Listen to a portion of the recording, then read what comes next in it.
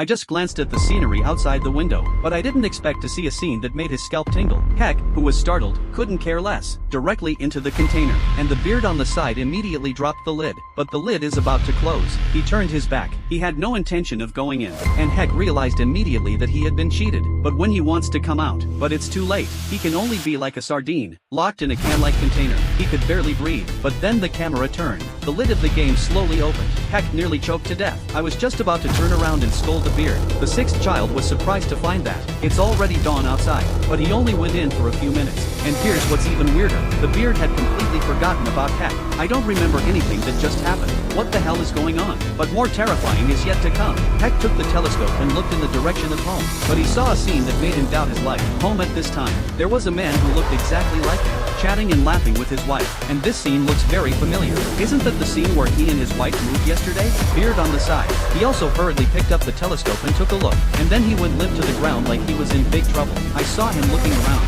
Subsequently, then he said something that made Heck's scalp tingle, but Heck didn't believe it at all. Isn't that the same as bullshit? So I'm going home to call the police.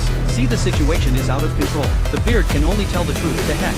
Original. The vessel that Heck entered last night was a time machine, but we're not done yet. Can only travel through a short period of time, so Heck only traveled back to yesterday. That's today, which means he doesn't belong here. It can only be barely called Heck 2, and the current Heck at home. This is the Heck who should exist at this time. Hackaman. Obviously the beard let him in. Isn't this obviously tricked by him? And the beard promised to go in together. But why did you change your mind halfway? So what's going on here? However, the current beard does not have the memory of yesterday, so he didn't understand why.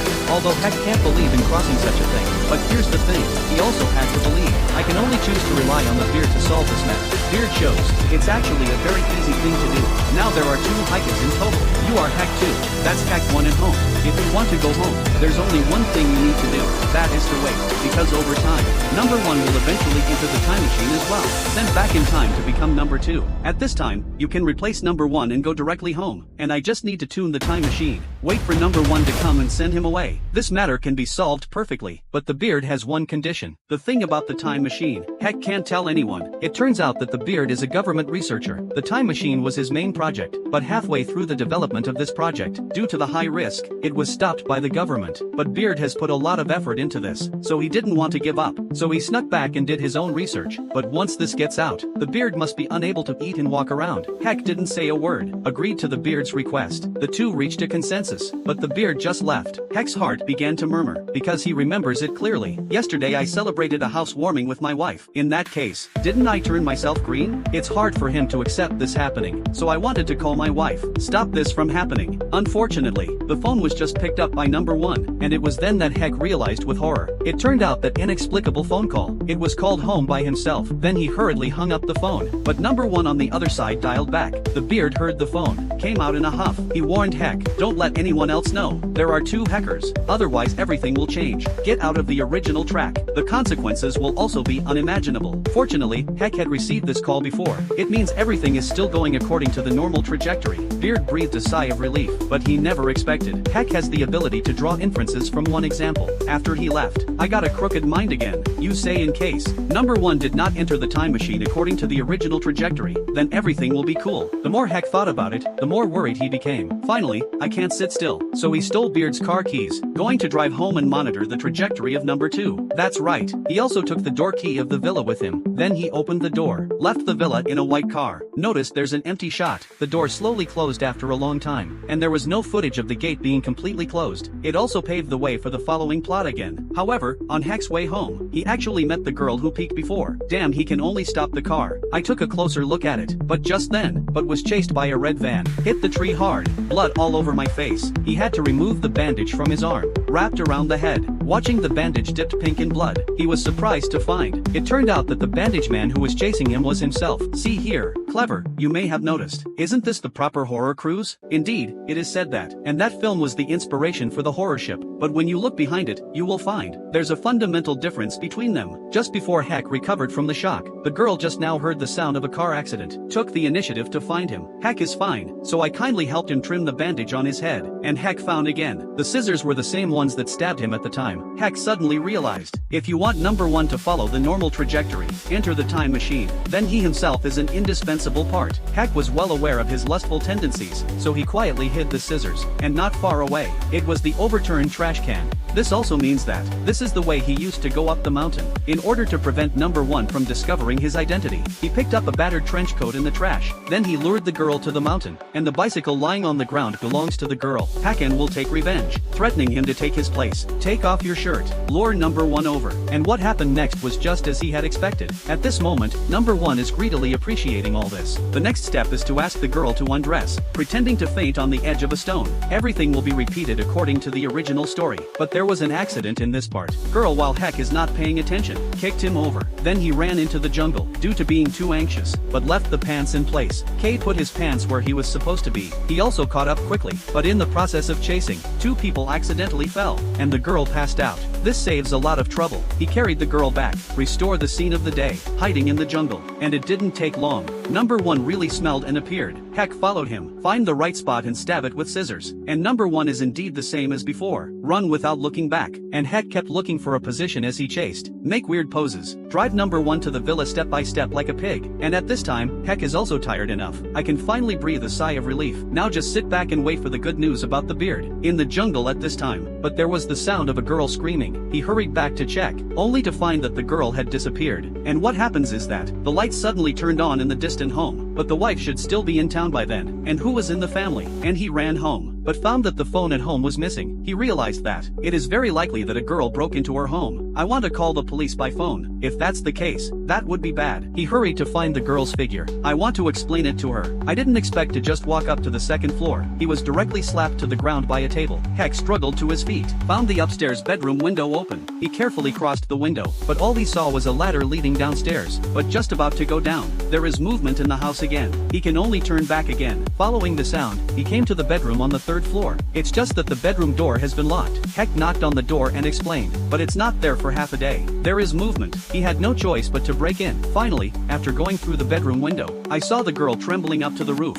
and Heck grabs her, but I didn't expect to miss her and let her fall directly to the ground. There was no movement after a scream. However, what broke Heck even more was, it was his wife who fell from the building. It turns out that the wife has already driven back from town, and the car that drove away is also parked in front of the house at the moment. Heck collapsed to the ground in an instant, without a wife. Even if number 1 is driven away, what's the point of him living alone? Just as he was in distress, the sound of thunder came from the sky again. Immediately after, the conversation between number 1 and Beard came out on the walkie-talkie. The content of the conversation, it's exactly the same as what he asked for before. After their conversation is over, Heck hurriedly told the Beard, he is the bandage man chasing number 1. Tell him to do everything he can, lure number 1 into the time machine. And then what happened over there? We already know that. We can also find, in fact, when Heck was still number 1, when he asked Beard for help, the Beard was already lying. He didn't see the bandage man from the surveillance. Instead, it received instructions from Heck 2 at the time. That's why it deliberately created a tense atmosphere. Lure number 1 to the time machine.